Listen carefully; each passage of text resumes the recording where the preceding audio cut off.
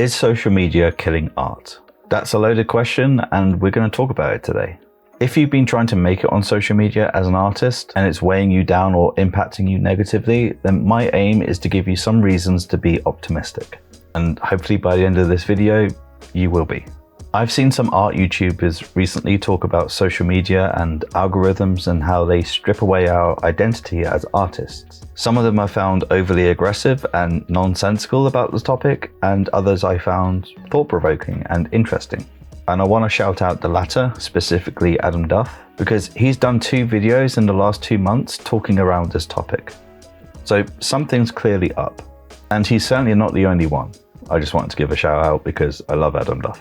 I want to talk about YouTube and social media and our relationship with those things as artists. Now, if you're here because you think I'm going to unlock some secret or hack for you to game the algorithm by creating perfect titles or thumbnails or anything like that, or I'm going to tell you what the best art style or trend is to jump on to gain followers and all that sort of stuff, then I'm going to disappoint you now because that's not what this video is about. But if that is something that you actively look for and try to do to like game the algorithm or whatever, then please stick around, because if that is your goal, then you're heading down a path towards burnout.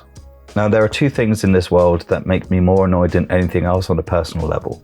1 is people eating with their mouth open, and 2 is artists telling other artists how to be artists and what to do. So if you're an artist, this is what you need to do. Fuck, I need to say that with a straight face. So if you're an artist, this is what you need to do. You need to understand that social media is not the place for your art. I'm going to unpack that statement, so please stick with me. There is a difference between creating art for a platform and creating art for your audience. If you create for the platform, then that generally means that you're creating in order to get likes and views and comments and subscribers and follows and all that stuff.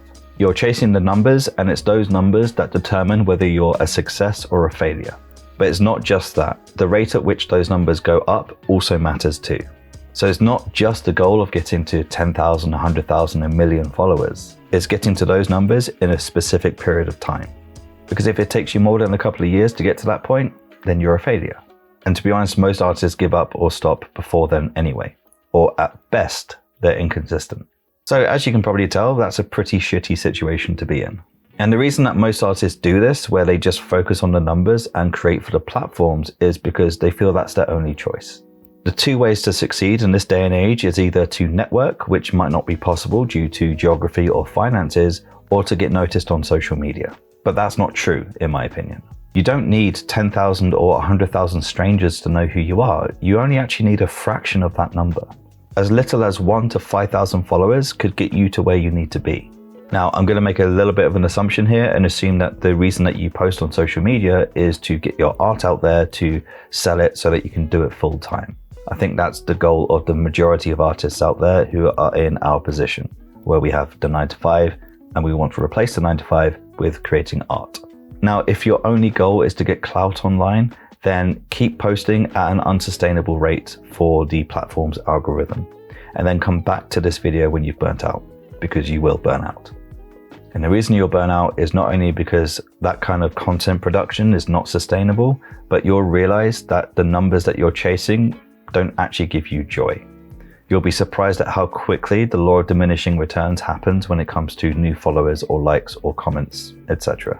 Now, I have a social media workshop coming out on the 4th of October. In fact, it's coming out the same day that you're watching this, and it's available to Creator Circle Patreon members on my Patreon. So if this is a topic that is relevant to you or interests you, then I'd love to see you there, because I go into a lot more detail in that. I bring that up, other than to shamelessly promote myself, because one of the things that I'm going to be talking about is this. One of the things that you need to do before you even post on social media is establish what your goal is as an artist.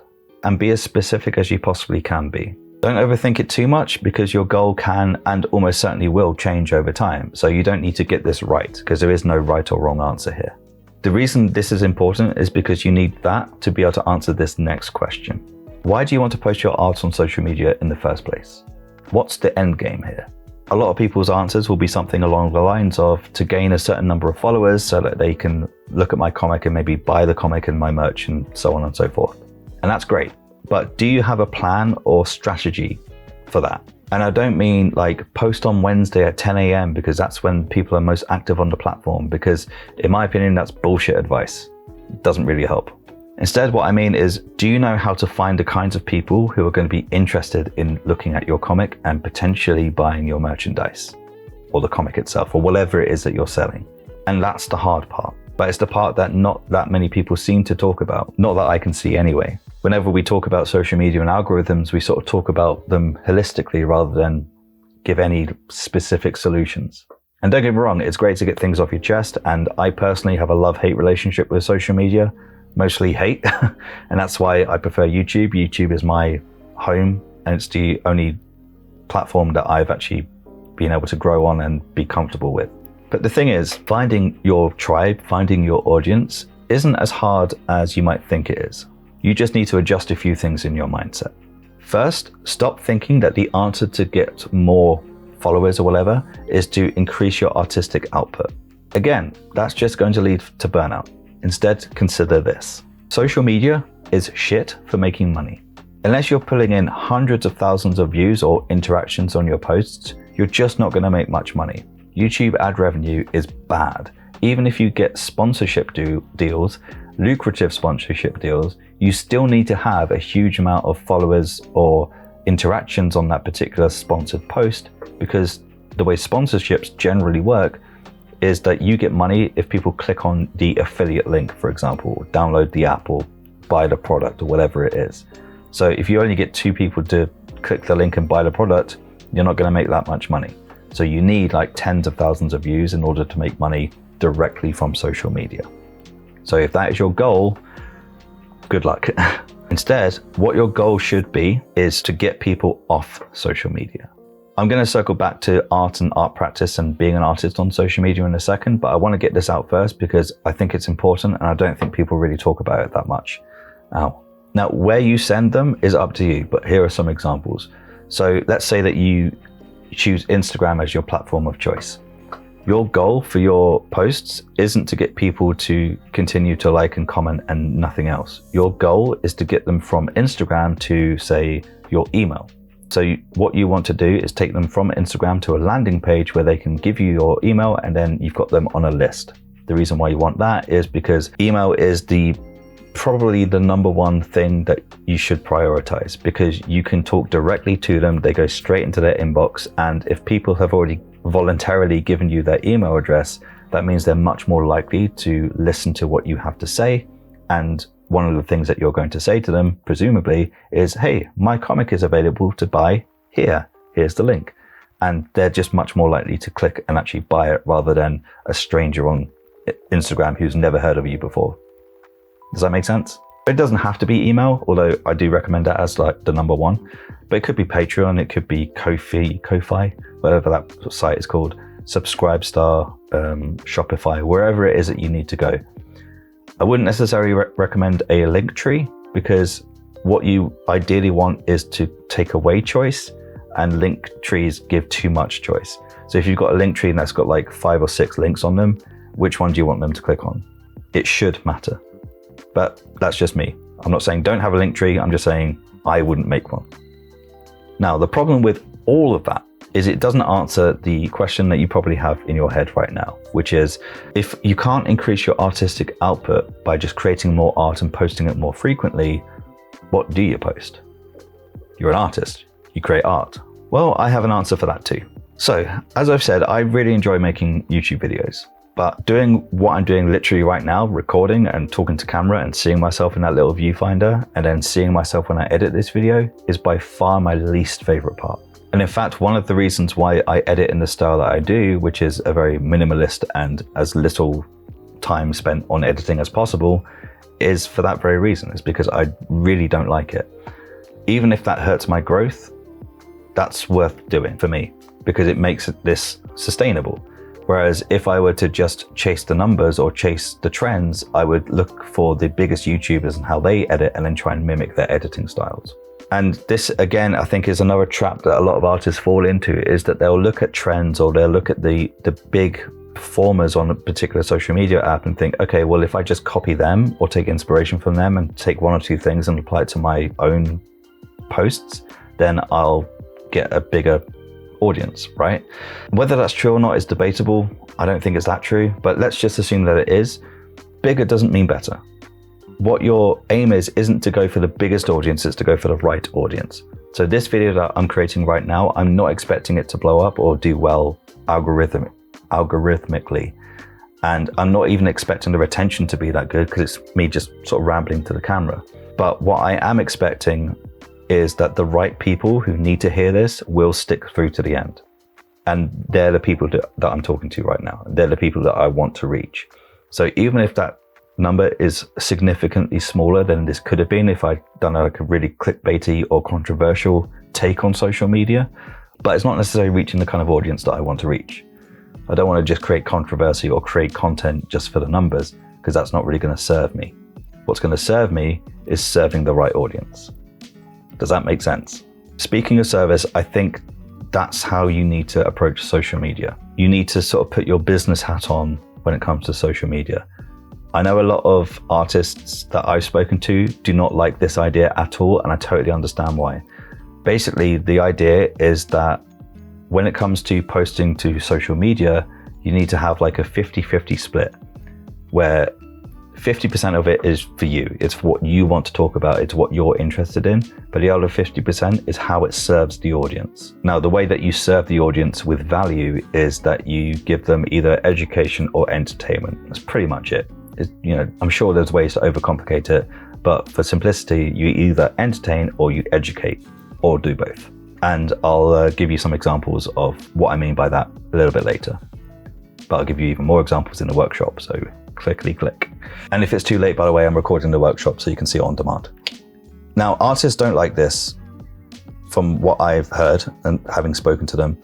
The reason they don't like this is because they don't want to feel like they're selling out or maybe it's impacting their artistic integrity a little bit if they're creating content for other people as opposed to themselves, because most people are used to social media being an expression of ourselves, of sort of like having in some cases, our entire personalities are defined by social media, and we have to tell everyone what we're doing all the time, and we have to tell everyone what we think about everything all the time, which I'm not going to go down that road because I'll start ranting, even more so than I am now.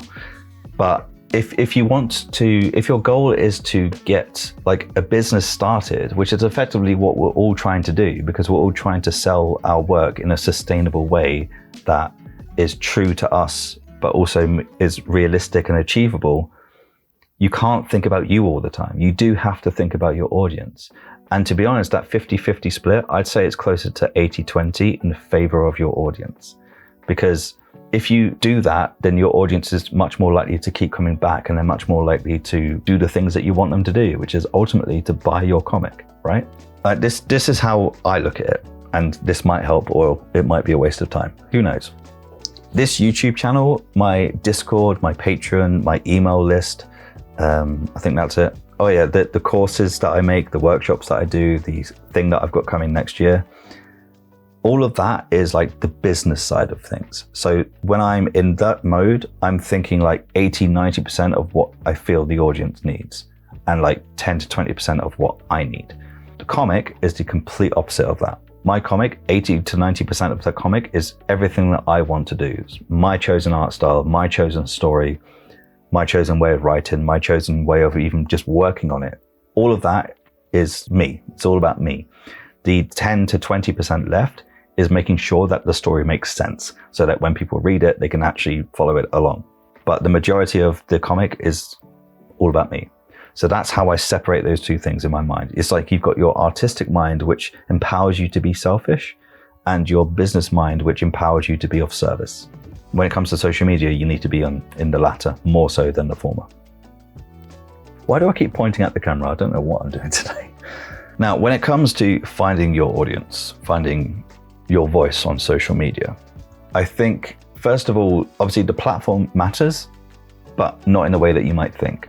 The best platform for you is the one that you either like the most or hate the least, because you're going to be on social media trying to grow your social media for a very, very long time. And if you're on a social media platform that you completely despise, like say you hate the idea of doing the videos, then don't go on TikTok or Instagram Reels or YouTube Shorts or YouTube long form. If you prefer to write, then anything else, then maybe go on Blue Sky. So choose one platform and stick to it, and don't overwhelm yourself, right? So that's point A, do that.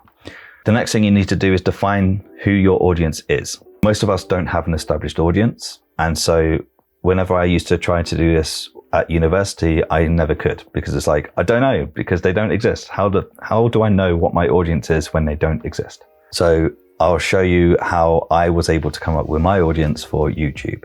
First of all, the first videos that I made were just for artists, just general artists. The videos weren't very good because I was trying to figure out how to talk to camera and how to write scripts and how to edit and all that sort of stuff. But even if I was good, they weren't that good anyway, because the audience wasn't well defined. And I was sort of looking at Proko and being like, what sort of videos has he done? Let's just copy him. And obviously those videos didn't go anywhere. And that was the case for like a year and a half. I was just pumping up videos, not really knowing who I was or who I was serving, because I didn't really have a defined audience. Anyway, I then pivoted to comics, because I was studying comics at university. So I thought, why aren't I just leaning into this? Because I'm learning this, so I can just create comics and I can be like the piano teacher who's like one lesson ahead of the student, that kind of thinking.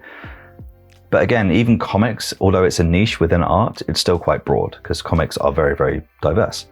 So again, I still had the same problem. I didn't really have a defined audience. It was just comic artists.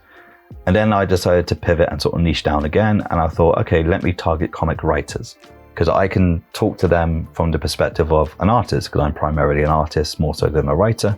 So I can talk to them about like word balloon placement and thumbnails and how to work with artists and all that sort of stuff. And that worked for a little while, but then I kind of ran out of stuff to say. Or at least I felt I ran out of stuff to say. So I stopped that as well. And throughout this entire process, which was about 3 years on YouTube of just trying stuff all the time, I burnt out a lot along the way. And I came really close to just quitting and being like, okay, this clearly isn't for me. I'm not getting the numbers that I'm expecting or wanting. So I'm clearly not good enough. It must be that I suck, and so I should stop. And that happened over and over and over again. At the same time, I was struggling with my comics as well, and like doubting, am I good enough? The writing's crap. I'm a crap artist. I should be better at this by now. All the things that we all go through, right? And then that just sort of had a light bulb moment in my head where I was like, why don't I talk to that person? Why don't I talk to the person who burns out quite a lot, or who doubts themselves, or who is struggling? Because surely it can't just be me. And it turns out that was true. It's not just me. And that's what as soon as I did that, and as soon as I was like, right, I'm going to make videos for that person, not for like this collection of people, but for that person, that's when my videos did better.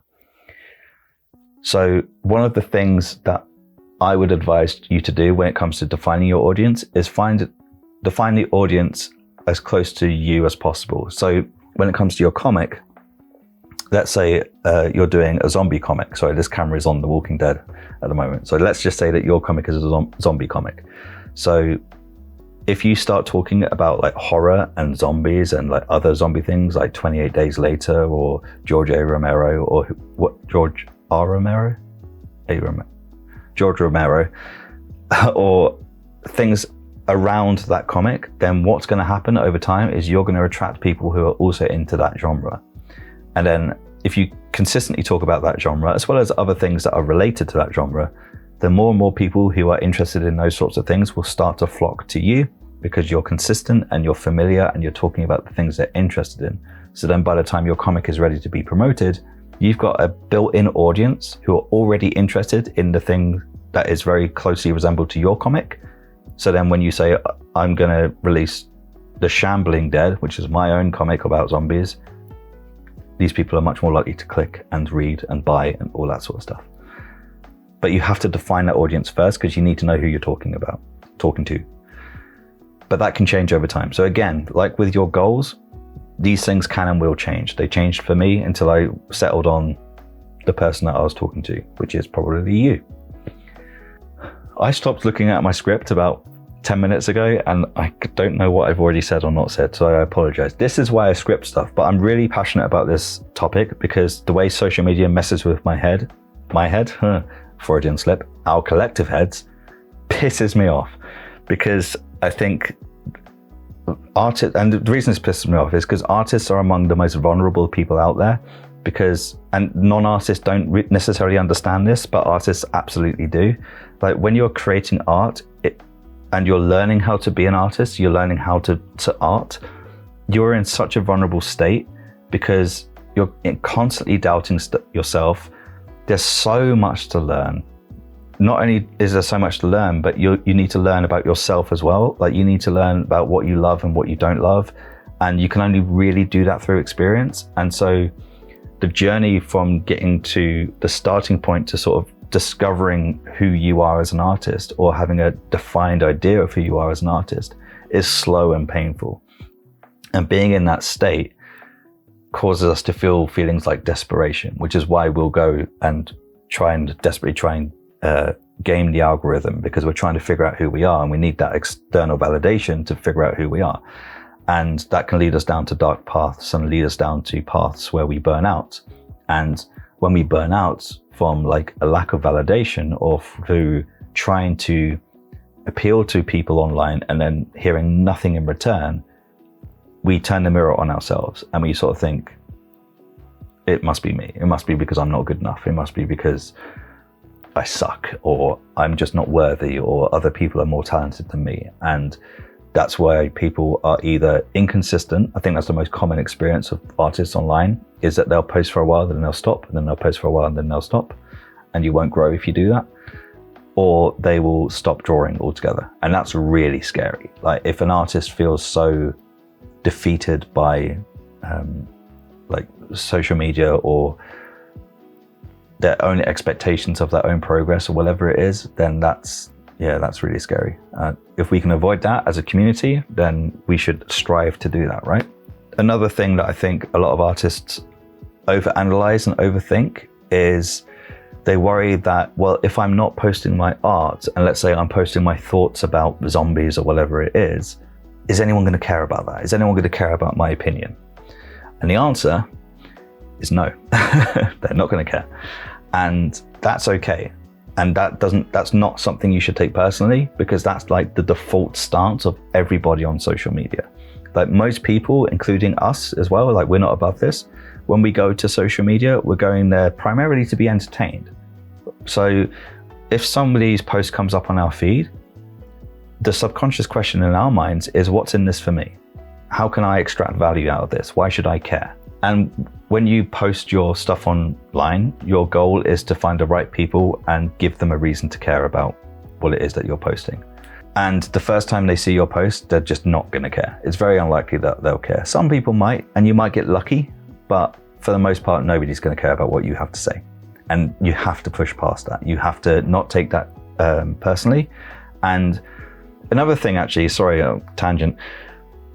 When it comes to social media, I think a lot of people equate it to, let's say that there's a room full of 1,000 people, and you walk into that room holding your artwork, and you hold it up to the room, and 1,000 people look at your artwork, and 999 of them, maybe even all of them, say, nah, it's rubbish, and they say nothing at all, and they just be like, great, anyway, and they carry on with their own conversations. That's not what's actually happening on social media. Like when you post stuff, it's not being looked at by the vast majority of people.